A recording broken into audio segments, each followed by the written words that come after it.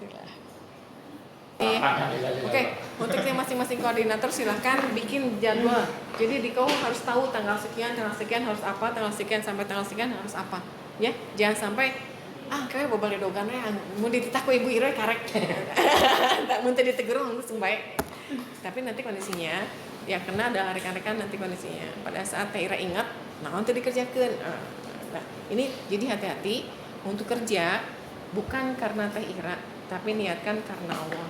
Semakin banyak aktivitas kerja rekan-rekan, semakin banyak waktu yang dihitung oleh malaikat. Semakin banyak waktu yang leha-leha, terbengkalai, berarti itu nanti hisapnya lumayan cukup berat. Ceramah Mama Dede. Enggak ya, daerah begitu. Punten. Bukan apa-apa karena kondisinya satu. Allah akan menuntun kita pada saat kita memang kondisinya betul-betul dekat sama Allah. Tapi pada saat kita nggak dekat sama Allah, Allah nggak bakalan nuntun kita. Tera cerita ke rekan-rekan saat kejadian serangan stroke kemarin yang Tera cuti. Serangan stroke kedua, Tera nggak nyadar itu serangan stroke. Ternyata Allah masih kasih Tera jag-jag di dinten Sanena. Waktu itu terakhir bawa mobil itu waktu itu lote macet, pas pulang ke rumah badan lemas. Ira pikir ini gula darah meningkat, ternyata itu serangan stroke. Hari Seninnya masuk, hari Jumat nggak masuk tuh, hari Seninnya masuk dengan waktu itu kondisinya alhamdulillah ini sehat, tidak ada yang menyong, tidak ada yang sehat lagi. Cuma memang sedikit kesini kesemutannya langsung kesini. Pernah ngeluh ke Boleni juga, Boleni enaknya sakit kemarin teh, ini udah sakit kesini. Nah itu tuh ternyata serangan stroke yang kedua. Allah kasih sembuh. Serangan stroke yang ketiga kemarin itu ternyata setelah mendata The Great Asia sama Ariki itu pulangnya paginya menggigil, itu tuh cek ke klinik hanya mau minta surat sakit. Tapi ternyata dokternya udah panik pada saat diceritakan bahwa sebulan kemarin kita pernah sakit sampai sini kesemutan. Kemudian ini kesemutannya udah menjalar. Langsung panik, suruh rujuk ke Karisma. Dokter sarafnya panik juga. Kenapa? Karena tensinya 185/100. Udah gitu dokter sarafnya panik, lanjut suruh rujuk ke Hasan Sadikin. Di Hasan Sadikin dokternya sudah kayak orang bingung. Bingungnya gini, dicek ibu sekarang pusing nggak? Jadi retina mata, mungkin kalau dokter dia periksa dari retina mata. Melihat kondisi retina mata itu kondisinya harusnya sudah dalam posisi apa, stadium gimana gitu. Harusnya dia begini, tapi ibunya dia nggak begitu katanya. Jadi saya ditanya berbayang tidak? Ibu berbayang nggak sekarang? Enggak, berbayang dulu waktu jadi sempatnya cuma kerung-kerung aja CMT gitu kan. Kemudian sekarang nggak berbayang? Enggak. Kemudian ibu pusing nggak sekarang? Enggak, pusingnya waktu saat yang sebulan kemarin dok, yang waktu kecapean. Cuma levelnya gimana? Cuma 2 lah levelnya, nggak terlalu sakit. Dokter udah bilang itu hari Kamis. Hari Jumat hari Sabtu Tera nganter tes anak, baru di situ pada saat nunggu anak tes berbayang. Kaget di situ Tera, berarti ini posisi yang disampaikan oleh dokter tuh sekarang kejadian, tapi itu berbayangnya waktu itu Tera lagi ngaji Quran. Nah hati-hati kondisinya di sini Tera ingatkan, ngaji Quran sambil nunggu anak ngaji Quran, tiba-tiba lihat ke lapangan berbayang, istighfar, berbayang, ngaji lagi, itu berbayangnya hanya sekitar 1 menit. Normal lagi dikucuk-kucuk sambil ngaji lagi. Kemudian pada saat pulang dari pesantren sore, Tera coba tusuk karena udah panik nih, tusuk jari Tera, keluar 2 tetes, sudah gitu digini-gini nggak keluar lagi. Wah ini berarti udah kental sekali darahnya. Karena tindakan pertama pada saat memang ini sudah darah tinggi, sudah gejala stroke, ini adalah ditusuk biar si darahnya tidak memecah di pembuluh, tapi ditusuk di sini jadi keluarnya di sini. Dan ini hanya keluar 2 atau 3 tetes, selanjutnya nutup lagi si darahnya saking kentalnya. Pulang ke rumah, istighfar seperti biasa, sholat dan sebagainya, minum obat. Pas pagi-pagi bangun sholat subuh, sholat malam, itu Tera dibisikin. Ada ya, pasti rekan-rekan punya ada semacam film, tapi ini bisikan-bisikan seperti itu. Cepat, pokoknya harus dibekam. Cepat dibekam. Nah, padahal Tera janjian dengan orang yang dibekam itu paginya itu jam 9. Akhirnya apa?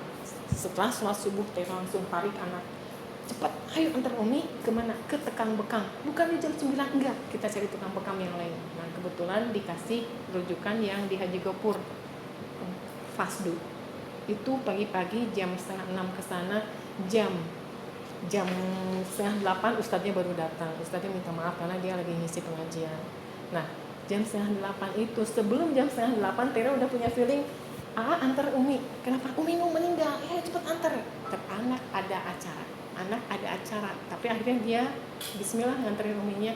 Sebelum feeling Tera mau meninggal, itu kondisi apa? Sempet-sempetnya Tera beliin kue untuk istrinya Ustadz karena dia baru melahirkan.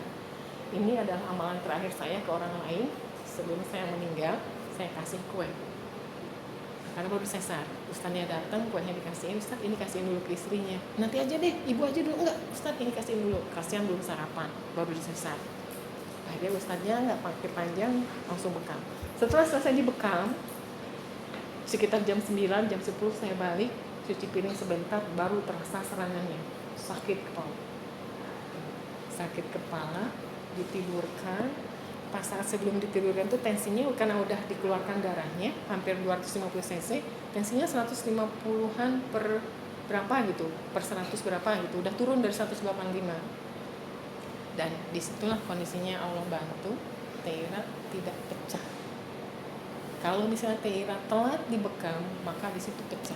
Jadi yang dibilang dokter berbayang tidak, sakit tidak, ternyata sama Allah ditunda. Satu ditunda, besoknya baru berbayangnya, hari Minggunya baru sakit kepalanya. Pas kontrol hari Selasa, dok, kemarin sakit kepalanya baru terasa. Berapa kali? 6 lah kayaknya. Jadi ini kondisinya pada saat memang kita dekat sama Allah, itu Allah akan tuntun kita. Jadi via bisikan, Tera juga nggak ngerti kenapa habis sholat subuh harus ada, ayo segera bekam, buru bekam. Sampai tercelutuk, Umi akan meninggal, ayo antar Umi. Nah, itu tuntunan dari Allah. Walaupun sawabnya kondisinya. Ada kalanya orang-orang yang terpepet, terjebak dengan kondisi tertentu, pada saat memang kita ingat dengan Allah, dekat dengan Allah, Allah tuntun.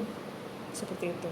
Jadi Allah yakinkan hati kita memang kita harus melakukan. Allah yakinkan kita memang harus seperti ini, harus melakukan ini. Nah, itulah mungkin buat rekan-rekan di lapangan, Tera nitip, Tera nggak bisa mengingatkan terus, Tera hanya mengingatkan via WA. Apapun kondisinya, jangan jauh dari Allah, karena kondisinya kita semua akan meninggal. Makanya kenapa Tera bicaranya harus meninggal, apa bahasanya, kok meninggal lagi, karena itu tadi. karena kayak udah di depan mata gitu kondisinya. Jadi Tera waktunya sudah dekat gitu kondisinya. Cuma sekarang jadi pertanyaan, kenapa Allah masih Tera kasih panjang umur? Orang serangan stroke ke-1, serangan stroke ke-2 biasanya ada yang penyong, ada yang mana, tapi kalau nggak kasih Tera seperti itu. Rahasia Allah. Itu dia. Ini berarti ada hal yang di Tera yang harus Tera perbaiki. Tera masih dikasih sempurna, jadi ada hal-hal yang harus Tera kerjakan. Ataukah memang kondisinya ada PR yang belum selesai, Tera selesaikan. Makanya walau bisawab, yang jelas Tera takut ini jebakan Batman dari Allah. Dikasih sehat, nggak tahu apakah sebulan, 2 bulan, 3 bulan, tiba-tiba besok misalnya meninggal. Kita aja yang sehat-sehat belum tentu. Itu Tera nitip ya. Jadi ke rekan-rekan mumpung masih sehat, lakukan apa yang diperintahkan Allah. Cari yang baik-baik, jangan yang jauh-jauhnya, yang dilarang jauh-jauhin. Kenapa? Karena kondisinya kalau jangan sampai Allah tegur kita sakit dulu, baru kita lebih dekat sama Allah. Mumpung kita sehat, kita harus lebih dekat sama Allah. Karena kalau misalnya kita tiba-tiba dikasih sakit, baru kita dekat sama Allah, ternyata Allah ngasih tegurannya bisa 1 kali, 2 kali, 3 kali. Itu yang kita ngeri, kondisinya masih mending kalau dikasih sehat sempurna lagi nih kayak gini. Tapi kalau udah nggak bisa jalan, kaki diangkat terus ini gempor gini, kan pernah serangan pertama ini digempor kondisinya. Tapi sekarang enggak, serangan kedua, serangan ketiga, Allah nggak kasih. Ini masih normal. Cuma kondisinya dengan kekuatan pikirnya udah nggak bisa sampai full, sampai sore nggak bisa. Makanya Tera nitip apalagi para suami ya, jaga amanahnya, hisabnya berat. Laki-laki itu hisabnya berat. Rekan-rekan tidak hanya dihisab diri sendiri, tapi dihisab oleh kelakuan istri, kelakuan anak. Siapkan mentalnya dari sekarang. Kalau perempuan hisabnya hanya hisab masalah rumah, amanah anak. Laki-laki yang punya berat. Itu aja dari TIR itu aja, kita cukupkan. Alhamdulillah. Subhanakallahumma bihamdika asyhadu an la ilaha illa anta astaghfiruka wa atubu ilaik. Assalamualaikum warahmatullahi wabarakatuh. Siap lah. Langsung dicoba.